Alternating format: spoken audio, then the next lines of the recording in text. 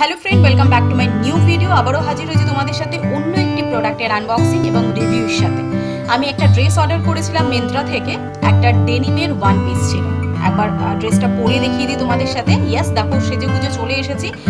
Maybe ড্রেসটা আমার জন্য ছিল না, তার কারণ আমি একটু বড়ই অর্ডার করে ফেলেছি। আমি ভেবেছিলাম এল সাইজটা আমার চলে যায়, কারণ আমি নর্মালি অ্যামাজন থেকে বা মিন্ত্রা থেকে বা মিশো থেকে এলই অর্ডার করি।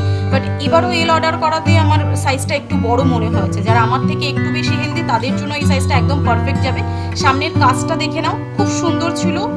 ক্লোথটা, মেটেরিয়ালটা খুব ভালো ছিল। একটা ডেনিমের যেহেতু ভালো তো হবে। দেখো অনেকটাই কিন্তু লুজ। আমার মনে হচ্ছে এটা যদি আমি এম অর্ডার করতাম তাহলে বেশ ভালো হতো।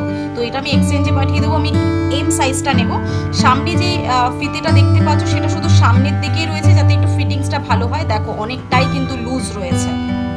দু সাইডে দুটো পকেট ছিল। পকেট শুধু ছেলেদের জামা কাপড়ে কেন থাকবে, মেয়েদেরও জামা কাপড়ে অবশ্যই পকেট থাকা উচিত, কারণ আমরাও ক্যারি করি ফোন, ওয়ালেট সমস্ত কিছু। তার জন্য দু সাইডে দুটো পকেট ছিল।